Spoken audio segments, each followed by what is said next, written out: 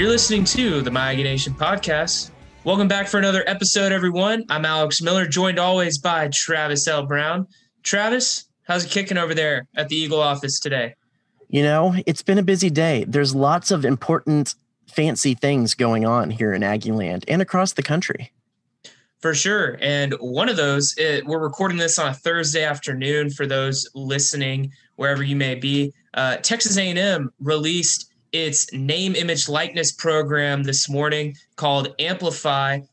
It's going to be a program for student athletes to utilize the pending legislation on name, image, likeness. We'll get into that later. But Travis, I think you got a chance to talk with someone at A&M today just about the program and what it really entails and how student athletes are going to be able to utilize it at A&M. So who were you able to talk to today, Trav? Yeah. So it's actually the director of creative design and branding for Buzz Williams and the A&M men's basketball team, Josh Chambers. And if you've been on any A&M player's social media or Buzz's social media, and you've seen the little video inspirational talks Buzz has given, or looked at any of those players' profiles and seen like this customized logos, brand logos that they have on there, Josh is the guy who's in charge of all of that. And he was brought on by Buzz when he was still at Virginia Tech because he had creative, design background, was able to do some of that kind of stuff. And as it's progressed, he's taken on this role as being kind of the head of branding and teaching these guys on how to brand themselves, which is kind of what this whole AMPLIFY thing is when in regards to name, image, likeness. He's a big advocate for NIL legislation and letting these guys profit off of their name, image, and likeness. And so I got to sit down and talk with him a little about what he's been able to do with the men's basketball program before all this legislation started to take effect, with the idea of this stuff is going to come down eventually. So they're going to have their players prepared for it, and how Buzz Williams was kind of on the forefront of some of that. So here's a little bit of that conversation I had with Josh Chambers today. I know you work closely with the men's basketball team and players about this kind of stuff. What's kind of your initiatives been with these guys over the last years, just to kind of work with them on those ideas of their own individual branding and things like that? Yeah, thanks, Travis. I think Buzz has been way ahead of the curve as far as the landscape changing. He hired me 5 years ago at Virginia Tech with kind of that vision in mind. He was 10 years ago ahead of the curve on social media and having a presence on there as far as recruiting goes and being connected to the donors and the fan base. And then 5 years ago, I think when he had the vision of NIL becoming real and the landscape beginning to morph into what you're seeing now with AMPLIFY being announced and every school having their plan of attack. I really think that first mover advantage was real, and he wanted to have someone on staff that was solely dedicated to name, image, and likeness and growing our kids' personal brands in the kind of in the foxhole with them. Someone who's on the in the field with them, day to day with them, throughout the locker room, travels with the team, knows their stories, has a personal connection with them. But kind of what we've dedicated to, and I think what kind of gets lost in all of these releases is building. Your personal brand has been allowed by the NCAA forever. That's never been outlawed or anything. And the only thing that's really changing, upcoming, which we're really excited about here at Texas A&M, is the monetization piece of that. So we've since I stepped foot in College Station, tried to kind of attack it from a four-piece way, and that's been educate the kids, teach them kind of the why behind why it's important to have a brand. What is marketability? What are the different brand strategies on a personal level? Scalability, and just kind of giving them a roadmap that they may not be familiar with this industry or this new realm of name, image, likeness. Just educating them on the advantages of the new rule changes.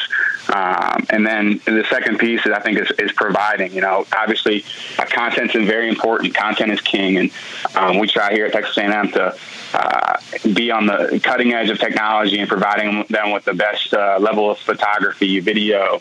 12th Man Productions does an amazing job to be around our team and provide them with content that could go viral and that could change our guys' lives from a social standpoint, from a social media standpoint, and help build their brand.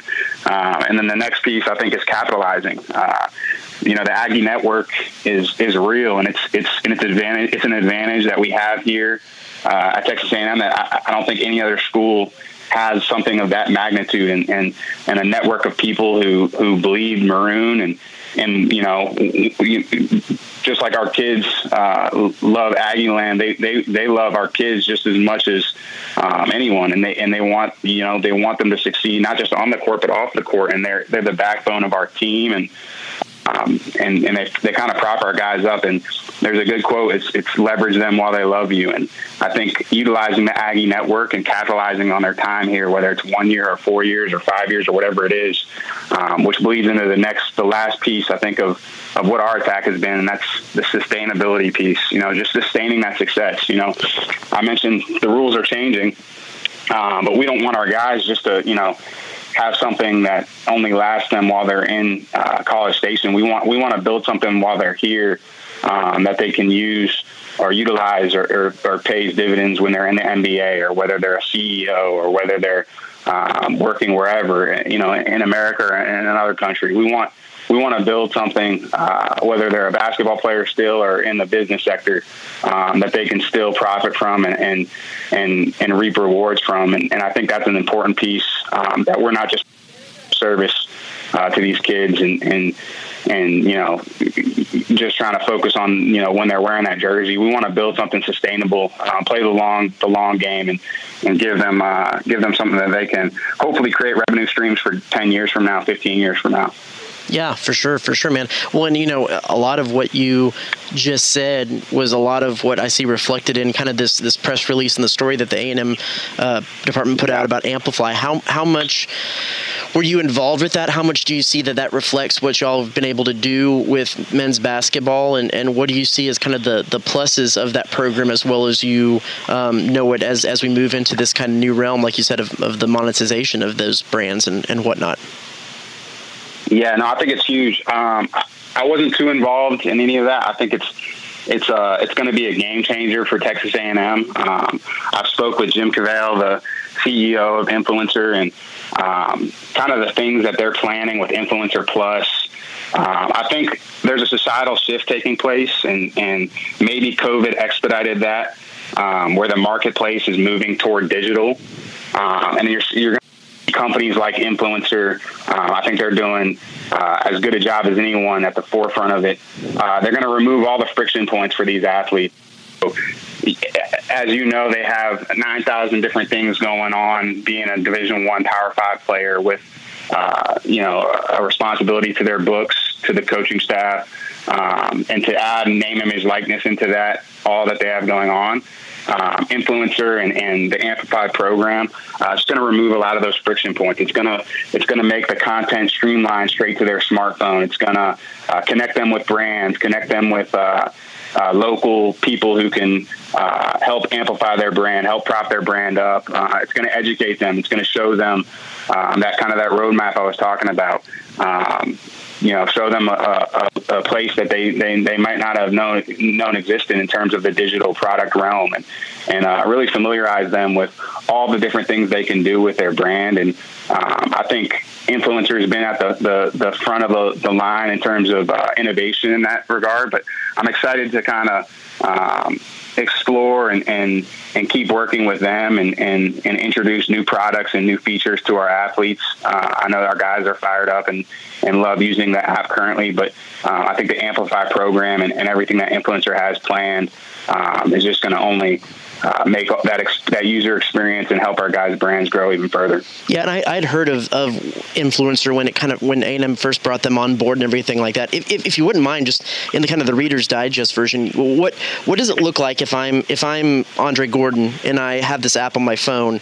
What is kind of the summary experience of what I'm going to see and get with that app? It's really cool. So we kind of talked about the providing piece. It's going to provide our athletes with content. It's going to streamline it to their phones.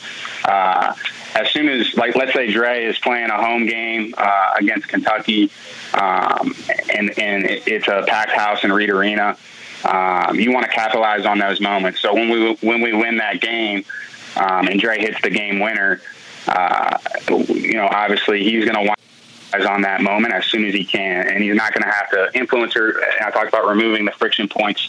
That he's not going to have to go to the team photographer or the SID or whoever to get photos, videos. All of that is going to be streamlined directly to his phone through influencer's facial recognition software, and it's going to do that across all of our athletes. So as soon as he gets back to his locker, before coach even comes in for the post-game talk, that content will be on his phone ready to go. So once we're done as a team and he goes to his locker and picks up his phone, he's going to have all of that content ready to go out. So that's the first kind of piece I think influencer is amazing at. And then the other really cool thing, and I think this is kind of what you're going to see once the name and likeness rules change, and we talked about removing the friction points, connecting with brands. So I think every student athlete is on Twitter, on Instagram, on TikTok, on Snapchat, and they all have a certain amount of followers. And I think your follower count is going to become more and more important as we go through this name, image, likeness transition, because those tweets and those TikToks and those Instagram pictures that you put out, now the eyeballs on them can be monetized. So if you have 1,000 followers or 1 million followers, there's going to be a price tag associated with that.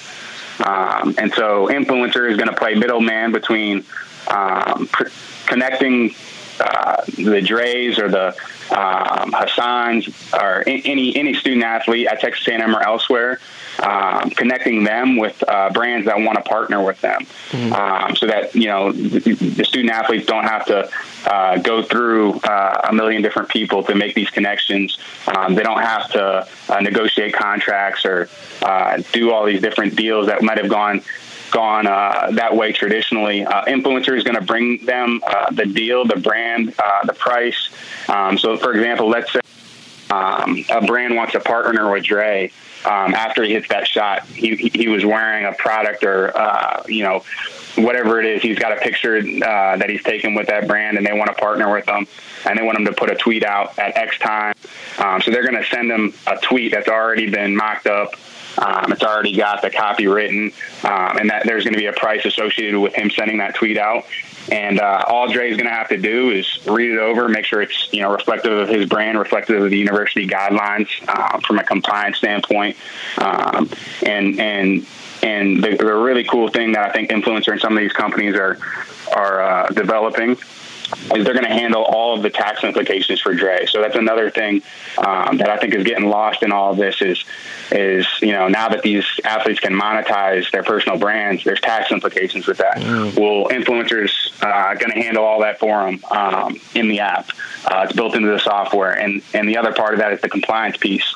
There's going to be compliance paperwork that has to be filled out. There's going to be checks and balances that Dre is going to have to make sure he's doing everything the right way so that it checks off from a compliance standpoint. So influencer is going to work with the compliance departments and work with the NCAA, and that's going to be built into the app. And whether it's influencer, open doors, or pick a company that's in this new creative sector that we're in, they're just removing the friction points for the student athletes to go on top of all the educating that they're doing in the app as well. But they're literally streamlining the whole personal brand monetization process all in their smartphone, which I think is going to be the biggest hurdle for these student athletes, because as so much going on, this is just going to make everything that much easier and and more accessible for them.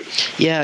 And when you talk about the education piece, and you talk about like the taxes, and you talk about a lot of these things that someone needs a economics major or business major and maybe to fully understand, and these are guys who are going through that. And then you look at an instance, and I don't know if you've seen it, but today, like Barstool put out an interview with Johnny Manziel about him talking about sneaking around behind people and making money off autographs in a real sneaky cloak and dagger way. These educational, not only will the legislation prevent that kind of thing from having to happen, but it'll protect the athletes and educate them on how to best become their own business. Is that, I mean, do you see that as a stark contrast to like what kind of came out today with Johnny, and how cloak and dagger that was, and how this can actually help build a business and an entrepreneurial kind of spirit moving forward?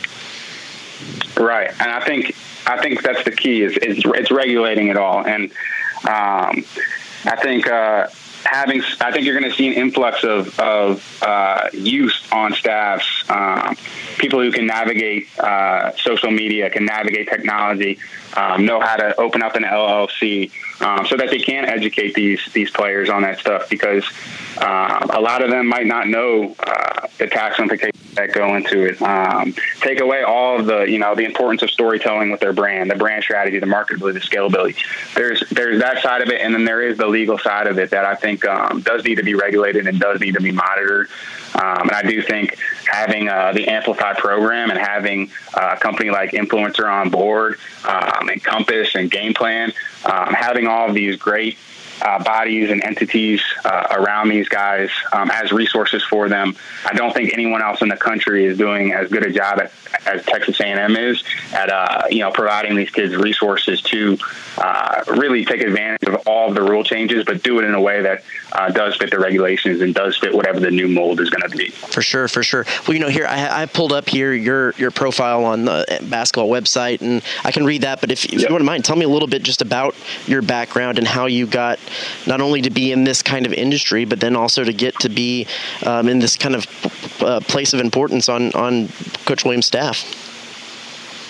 Yeah, so I was actually a manager at Virginia Tech when I met Coach, and he made the transition from Marquette. And I was the only one in the program who knew how to use Photoshop or had any sort of design history. And the only reason I knew how to use it is because my dad was sick in high school. He had ALS, and it was kind of just round-the-clock bedside care. And to pass the time, I would hop on my computer and was a big sports fan and would just, do edits and wallpapers of my favorite athletes. So I got kind of lucky that, Coach walked in the room one day and asked if anyone knew how to do it. And I was the only one who could create graphics for the team. And then it became, projects for Coach. He has his nonprofit Buzz's Bunch, and coaches. I mean, I know in some ways I'm supposed to be a brand. I don't think I'll ever, the expert at branding that Coach Buzz Williams is. He's one of the best I've ever been around and understands the world of marketing far more superior than I can. And I kind of just got lucky to build a relationship with him there at Virginia Tech my senior year. And then I graduated and actually through a connection I made through Coach Williams, got a job at Nike working for George Raveling, who was at the time, he was the director of international basketball. So I really that was my kind of crash course into marketing and branding, was seeing a powerhouse like Nike and how they operate and how they kind of value the time and the information, and no detail goes unnoticed, and everything is just so carefully inspected and by design. And I got to be around an all-time great Hall of Famer in Coach Rav, who really, from the day I met him, even though I was traditionally speaking, working for him, he would never tell you that we were partners in his mind. And he poured into me for a year there. And then I came back to Coach's staff. As I mentioned, Coach was ahead of the curve. And always wants to stay on the innovative side in terms of thinking 5 years and 10 years from now. So he hired me back as kind of the creative guy on staff there at Virginia Tech, and I was there for 3 years. And to be honest, Travis, I wanted to coach. I wanted to be Lyle. I wanted to be Buzz. I wanted to, be on the court coaching. And and X's and O's, and the more I was, around the athletes, and the more I kind of, was in the sport, I realized that my calling and my passion was the marketing and the branding side. So I was able to, do some work for the Virginia Tech marketing department, and do some stuff for different schools and companies when I worked for Nike on the side. And really just fell in love with it, fell in love with branding and in general. And I think, as soon as these rule changes become official, it's going to be a long overdue, but it's going to be an exciting time for me because it's a new challenge, and it's almost like my career up to this point has been preparing me for this new realm of name, image, likeness, and I'm just fired up for it. Yeah, that's awesome. Well, I think and just talking about what you've done with the program, I mean, beyond just countless of things that you do, I think the most visible that probably people will see is if you go to any of the players' Twitter bios, they have these cool logos. Is that what you helped design? And what was the process with that? I did. Yeah, so that was a project that we started probably a year and a half ago, and it took so long. And thankfully, I don't work for football where they have 100 kids on their team. There's only 13 scholarships for men's basketball.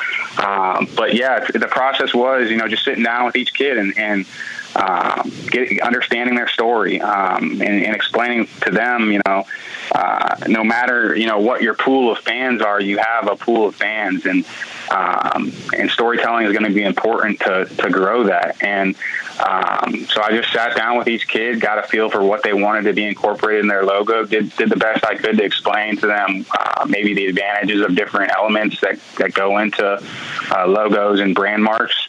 And one by one just knocked them out.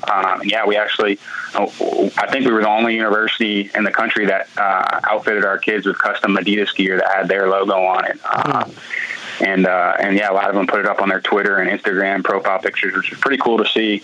But yeah, it was just a genuine, relationship with each kid. And that's why I think it's going to be important, as cool as it is to have these programs that they're putting into place. I think having a system, building a system and tangibly helping these student athletes is going to be important. And I think having that one-on-one conversation with them, being around them on a daily basis so that you can see and get a feel for the storytelling aspect is just going to be paramount.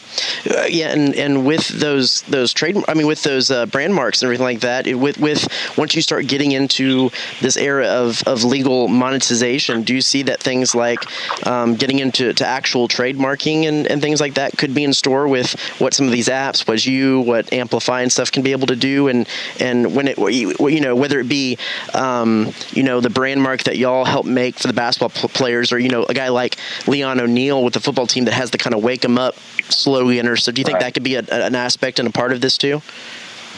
Oh, for sure. And to be honest, like our team is already, and I think it's part of the generation. They're already thinking that way. And we've already, I've had multiple kids. We've kind of walked them through the LLC process, and we've got guys who want to start clothing lines, and guys who already have slogans that they really want to run with. So yeah, I think that's going to be a big part of it, and it's exciting, right? Because my favorite part of my job is it's a form of self-expression. I think humans at their core, we want to express ourselves, and I just think the name, image, likeness is just a funnel for that. And whether you can monetize it or not, or whether you're Zion Williamson or have one fan, that's a revenue stream that you can create from your personal brand. And I think at Texas A&M, I do think it'll be the brand marks, and it'll be the slogans and trademarks and all of that stuff.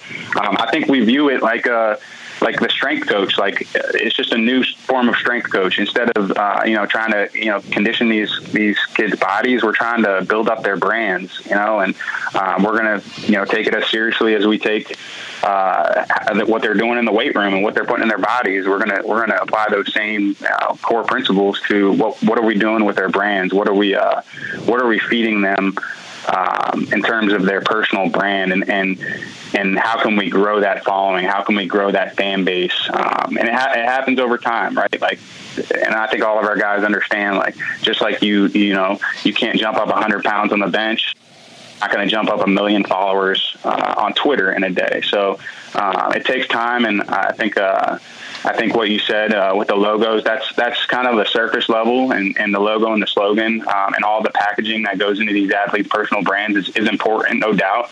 But I think the deep brand work that we're doing with them from an education standpoint, and having that relationship with them, sitting down and having those conversations and getting a feel for what's important to them, I think that stuff's even cooler. And then on top of that, I think Coach Williams is the best in the country at doing the deep brand work with these kids. I think you look at your guys that coaches has in the NBA, or have strong brands, personal brands.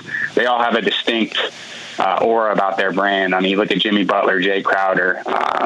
These guys have on social media large followings because of either how they play or things they've done off the court. I think a large part of that is coach has just been ahead of the curve, as I mentioned before. Yeah, and I mean, basketball, NBA is the biggest individually branded sport, so it totally makes sense. Going off of the idea of talking about them, about you're not going to lift 100 pounds, jump up 100 pounds weight room, and you're not going to jump up 1,000 followers.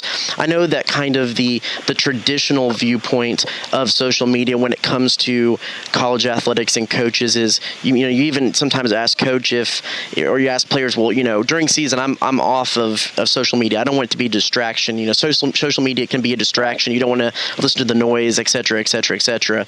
How do y'all balance that with also this idea of building a brand and taking advantage of those moments? What's the challenge there? Right, and I do. That's a legitimate concern. And I do think if you're irresponsible with any tool, it can be a weapon, or it can be a detriment. And I think social media is a tool. It's honestly, in my opinion, it's one of the coolest tools that's ever been invented. With a click of a button, you can connect with anyone in the world at any time, at any place.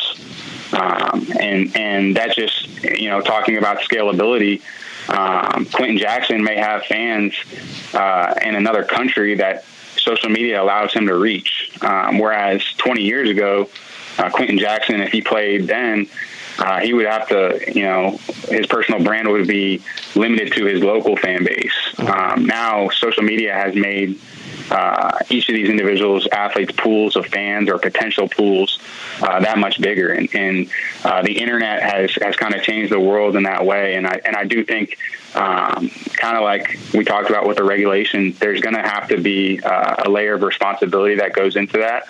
But I just think the traditional way of thinking is, social media is bad and it's a distraction.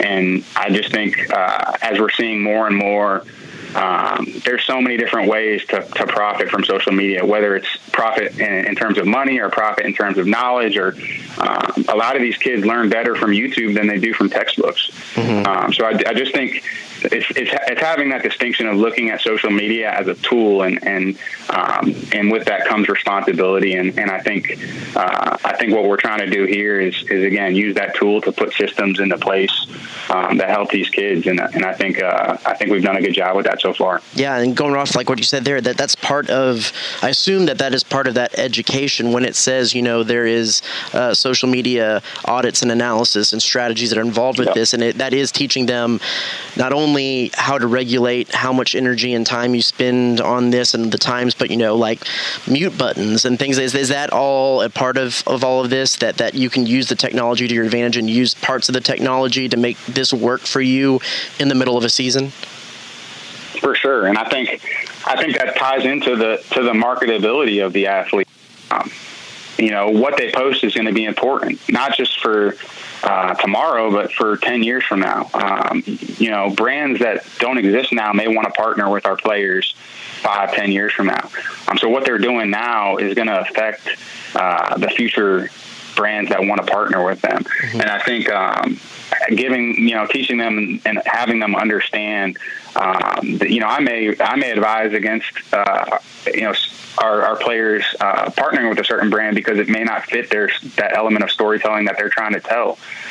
So I think it's educating them on all these different things, and really using the features that social media has to their advantage, but honing in on the ones that can potentially be slow their brand growth or potentially the line cause more harm than good. Sure. I'll close out with this one because I thank you so much for giving me so much of your time. But and this is kind of the $100,000 question. Where do you I know like Texas passed legislation that opened up the doors to be able to allow this to happen as has a lot of states, and I know we're waiting on either the NCAA or the federal government to kind of make an official ruling on the intricacies of how this is going to work. But kind of a two-parter. A, how do you see this shaking out in the way that the system will work for these student athletes, and or how do you think that what is the best formula for these guys when you think about when they can access the money and how it works with compliance and just what that framework is going to look like? What do you think it'll look like, and what do you think is the best way that can function? Yeah, I don't know. I think you hit the nail on the head. Like, we're all kind of just waiting and seeing what the federal government's going to say or what the NCAA is going to come out with. I think my job is not really to worry about all of that. I think that's going to settle itself. I think my job is more so to be as flexible as possible with what we're doing leading up to that, so that when those changes do happen, we're in the best position possible here in College Station to promote these athletes, to educate them so that they can capitalize on all the things that you mentioned. I don't know enough from a economic standpoint or legal standpoint to comment on the best way to do it. But I do think it's, as a whole, I think name, image, likeness is a positive sum game. I think it benefits all parties. I think the kids obviously benefit from it. I think the school will obviously benefit from it. And I think the coaches and the people around these athletes on a daily basis will all benefit from these kids being able to learn fundamental core marketing principles at an early age and build something sustainable for the long term. And I think that trickles up to the coaches and the athletics department as a whole. I think everyone in 2021 should have a personal brand and have a strategy for how they want to grow it. And as far as the regulation piece, we're kind of in a wait and see approach, but we're excited to see what comes out and how we can how we can take advantage of those rules within the guidelines. Big thanks again to Josh for using some of his interview with Travis, explain a little bit more on the name, image, likeness process and how A&M is going to be using that through Amplify. Well, I guess, Travis, the question that we need to address is, where are we with name, image, likeness? It's something that is going on through the federal government. It's something that has been passed in various states. And where are we at specifically here in Texas and across the nation as well? Well, this is what I've been working on all day, because I think to understand what Amplify is and how it will affect student athletes, you have to know what the story is behind all of this name, image, and likeness legislation, and where that is, not only on a state, but also on a federal level and an NCAA level as well. And so what happened was, in 2019, California became the first state to issue their own state legislation on name, image, and likeness. And that is that the college student athletes in that state could monetize their name, image, and likeness, which means you could sell autographs, you could do endorsements, you could take money for who you are, for your name and everything associated with you away from the football field because you are a student athlete. Now, as is the case in the Texas legislation and California and all the other ones, universities can't use this to recruit players. They can't set up deals for these guys beforehand to entice them to come, and they can't be paid simply for playing on the field, for their play or what they do in the classroom. But they can if Coca-Cola or the local car dealership down the street wants to give them some money to tweet out a picture that kind of endorses their ad or their car dealership or be on a commercial, that's kind of where we're going with this stuff. Perfect case in point, Johnny Manziel tweeted out an interview, or Barstool tweeted out an interview with Johnny Manziel today talking about the fact that he did ultimately end up making, at least in two instances that he mentioned, $33,000 off signing a bunch of autographs for some brokers and dealers. And it was a super shady, sneaky process where he went to a hotel and signed some stuff, and there was money in a safe, and he got the combination after he was done. And so what this legislation will do is legalize that, so it doesn't have to be shady, and the NCAA doesn't crack down on these players. Because I think the argument is, if you're a band, if you get a scholarship to come to A&M to be in the band, and you're a music major, you can then go teach flute lessons to somebody and make money off of that skills that you have. But in this instance with student athletes, they can't. So all that being said, in the end of last month, both the Texas Senate and the Texas House approved and signed off of, I'm going to try to get the number right here. Senate Bill 1385, I think. There it is. Senate Bill 1385. Of course, if you want to read all of this, my story will be in Friday's Eagle and on theeagle.com, so you can check all this stuff out there. But Senate Bill 1385, which cleared the path for student athletes to monetize their endorsements, their autographs, things like that. And there's lots of different little nuances and verbiage in there, like they can't endorse tobacco, firearms that they aren't legally allowed to buy, sexually oriented industries, things like that. There's a line they can't draw, and they can't be paid by the university to endorse the university or or get university property in exchange, little things like that.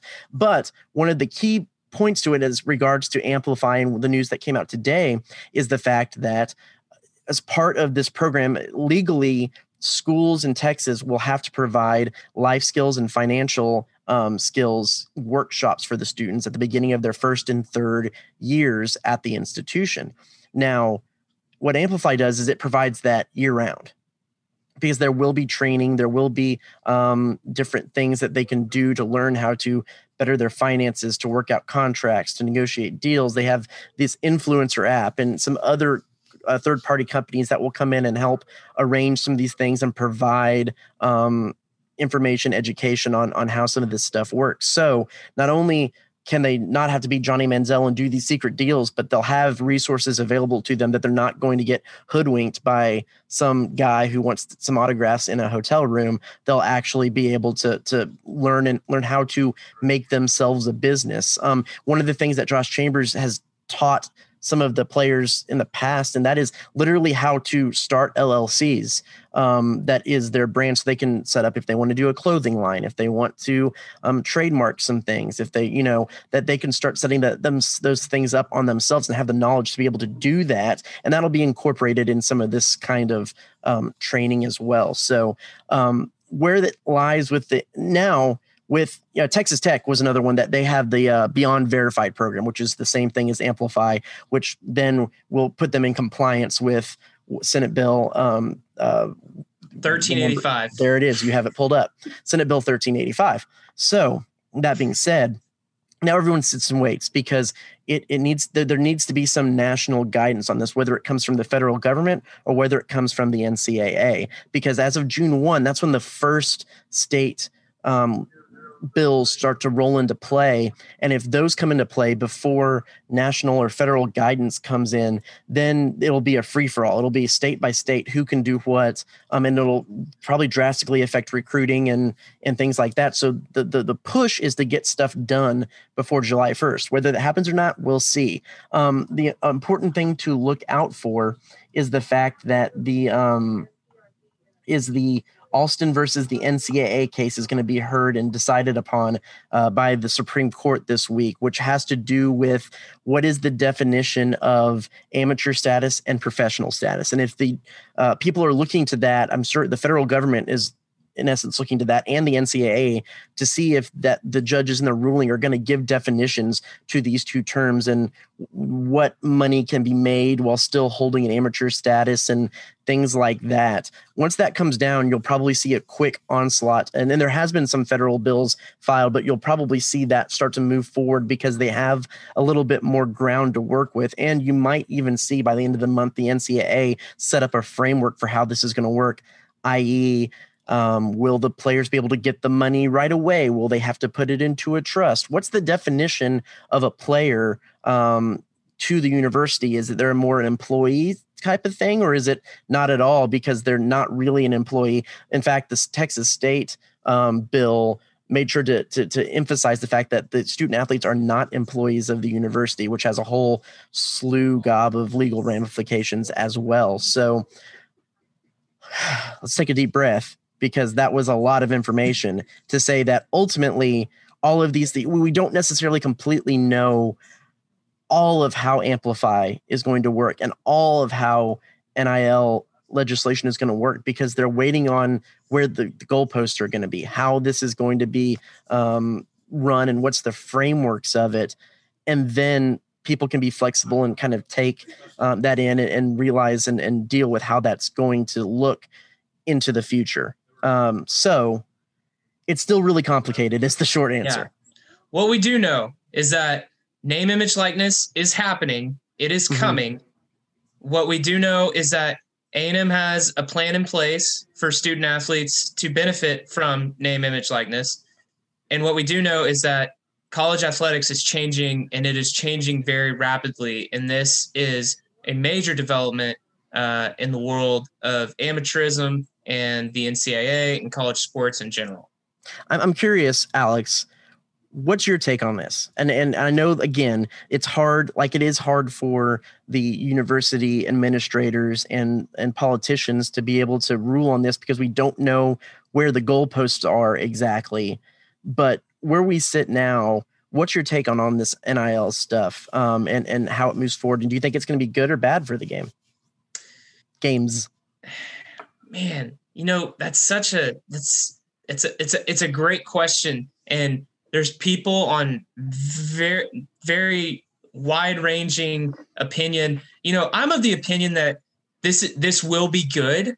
It gives athletes, especially the guys like Johnny Manziel or the Joe Burrows of the world, that people know their name. They had opportunities to sign autographs in shady hotel rooms to where that's legal. And where universities are making dollar upon dollar upon dollar on their name, well, they can too, because at the end of the day, that was their ability that produced that revenue.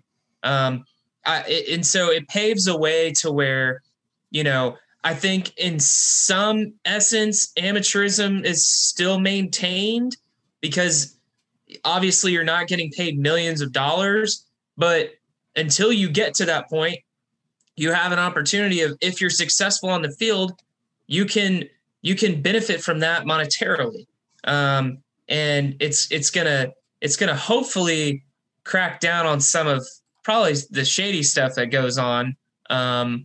And yeah, so that's kind of my take. I am really curious how it's gonna be.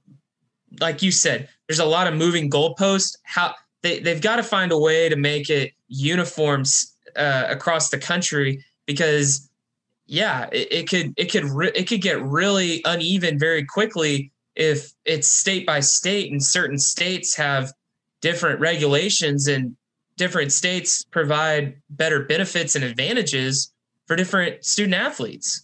So yeah, I think the principle and the idea is good, but let's see the execution actually work. I'll be the most interested in, and I know there's a lot of parts in this, to see how the money distribution happens.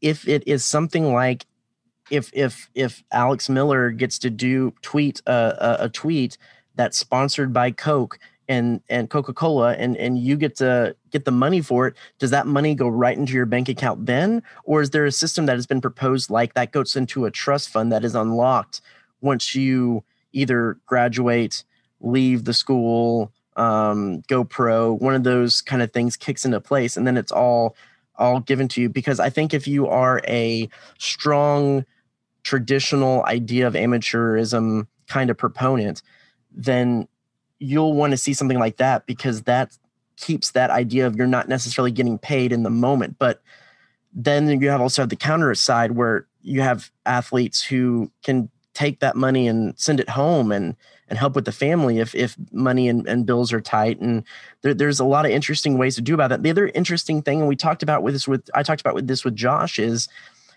the idea that so much of this is centered around social media and how they can monetize themselves on social media. Because if you do look at a college kid who is on YouTube, on Instagram, they become an influencer because of their followers, and people pay them to post advertised content. Any normal student can do that, but the student athletes can't. So much of this is going to be social media driven. But the historical idea of social media and how it interacts with college student athletes is the idea of it's a distraction. You need to block out the noise. Coaches in the past, when it first was a thing, you hear of coaches telling their kids to kind of banning their students from being on it. And then when that kind of seemed a little bit less doable, feasible, you have some student athletes who say, well, I get off of it during the season. Well, some of this ideas that these programs are going to tell them about how to brand themselves are going to say, well, you can't do that. You need to take every possible opportunity to capitalize on your successes, and you're going to have to be on social media more. So what's the balance there? And I think, as Josh said, that's something that they're going to have to kind of figure out, because there is a give and take there, and it might deal with, be a part of the individual student athlete and how well they can handle each one. So that's a little bit of an interesting part. Overall, I think it is a good thing, because of if anybody who wants to argue amateurism towards college sports isn't just about let's line up the best players from your school and my school and see whose school is better, like it was in the late 1800s and early 1900s. This is a multi-billion-dollar business, and if it really was about bragging rights and seeing whose school is best, the old Southwest Conference would still be around. A&M would still be playing all the schools in Texas and all the schools they really care about. But no, they're in the SEC because it gives them a better opportunity to raise the finances of both the athletic department and the university, to raise it in stature. It's a business. And so because to say that the students have to hide behind this veil of amateurism while all the universities making millions and millions, and conferences are making billions and billions of dollars, is stupid. So they should be able to do that. Now, how it's regulated and how it still keeps that college feel, I don't know. That's what that framework is going to have to be. And that's what everyone is really interested in, and kind of waited with bated breath to see what's going to happen there.